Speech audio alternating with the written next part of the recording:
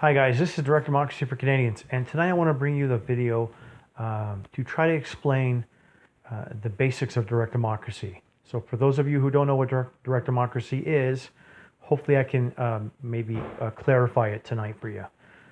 Okay, so direct democracy started out in ancient Athens, and it was a direct democracy, and all citizens voted all decisions of government. Now, to elaborate on that, so what they would do in ancient Greece was they would have representatives that would represent each area of Greece. And then all these representatives would get together in Athens on a hill.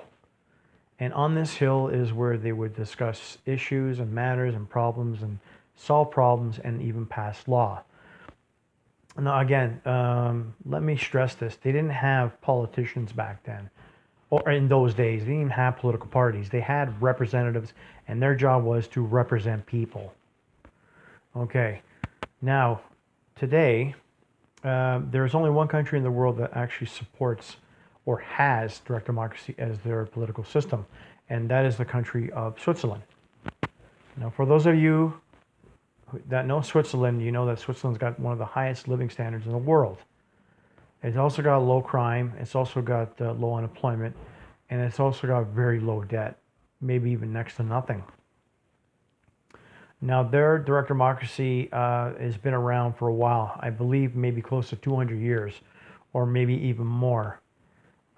Their direct democracy has got a little bit of representative democracy in it. And what I mean by that is they still have political parties that represent people. So let me get into the explanation of how direct democracy works. So I'm going to give you one example here. So there's a special interest group that is a big advocate on the environment. They're pretty much like a watchdog for the environment. So they're not happy with the current laws that are in place, so they want to change those laws. So they've come up with new laws that they want to implement. Now, the only way they can actually have those laws implemented is first they would have to garner about 100,000 signatures from the populace or the citizens. Now, keep in mind, 100,000 signatures is the norm in Switzerland on the federal level. Now, if you were to do this, let's say in a town or in a city, obviously it would be a little bit lower. It'd be more proportionate to the actual populace of the local area. Okay, so now they collect 100,000 signatures. They bring them to the government. Now, keep in mind, again, Switzerland has paper. Well, all the signatures are done by paper. I mean, nowadays you could probably do it electronically, but I believe they still do it by paper. So anyways, they present the 100,000 signatures to the federal government. Federal government acknowledges it, and now they set a date, a year in advance of that day. I believe it's a year. Now, the reason why they give it a year is quite simple. They want to give the citizens enough time to do the due diligence and the research on that law, and maybe the possible impact that might have on the country or on the environment. So anyhow, so the year comes and the vote takes place. Now, this vote is called the referendum. So again, basically it's a referendum and allows the citizens to vote on all the issues. It could be laws, it could be tax increases, you name it. All major issues that are happening in that area. It could be the country, the province, or the city. The people vote on it, and that's why they call it a referendum. Now, in order for these laws to be implemented, the law or the winning vote would have to be a 70% consensus amongst the citizens of that country. Can't be any less than 70. It's got to be 70 or more. So now, in a representative type democracy, you have a 49-51%. And they refer to that as mob rules. Well, this ain't mob rule. This is the majority of the citizens are voting on this rule. Now, if you get a 75% to 80%, that's even better. Then you know that there's almost a total consensus on on them wanting to pass this law. So, like I said again, it just doesn't only work on laws. I mean, you don't have to just use this on laws. You can use it, let's say, if you want to build some sort of structure or building, allocate budgets, tax increases, declaration of wars for the federal level. I mean, major issues you can have referendums on.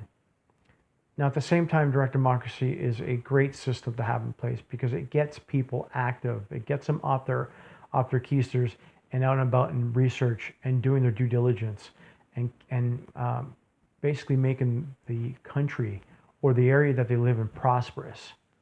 And it also educates them. And, you know, when you have an educated population, then you have a very prosperous population. So I want to go back to Switzerland and how they still have political parties in place that represent the people. Well, I'm advocating for the abolishment of political parties altogether. Why? Well, I mean, it's pretty simple. Political parties down south, political parties here in Canada, and political parties everywhere in the world have absolutely failed. They have a gang mentality. They never serve the ones that they're supposed to serve. They only serve special interests and lobbyists and ultimately corporations. And basically corporations have them in their back pockets. And that's not a democracy. Representative democracy is not a democracy, folks. I don't care what anybody tells you. Picking the lesser of two evils is not a choice at all. So anyhow, I want to abolish political parties altogether and go back to ancient Greece when they had representatives. Representatives carried no banner, no flag, and they were loyal to only one person and one person only, their constituents. And that's what we need to dial it back to. Now, I know what you're saying right now. You know, you're probably saying, well, yeah, that's all great stuff, but they're still easily corruptible. And I say absolutely, almost all humans are. Now, there is one way of fixing that, and the way you fix that is quite simple. You can implement something called a recall vote. So if your representative is not living up to his or her standards, or is being corrupted, you can have them thrown out, and you can easily replace them with someone new. Now, this is a great safeguard because you know the new person that comes in is not going to make the same mistakes as the old one, or they'll be out of a job. So, again, I have a Facebook page. It's called Direct Democracy for Canadians. It's a page, and I also have a group by the same name. Please feel free and drop by and ask any questions. Join the group if you like. And there's also another group, and it's called IAQs. IAQ's Facebook group. And they also have a web page by the same name, and I believe it's iaqs.com. When you go on there, there's tons of information on direct democracy, and there's other information on a new constitution. There's just tons of information on there. So please don't be shy. Go there and look around. And if you have any questions, again, you can leave questions on my group page at Direct Democracy for Canadians. And I hope you enjoyed the video, and I hope you learned quite a bit. Until next time.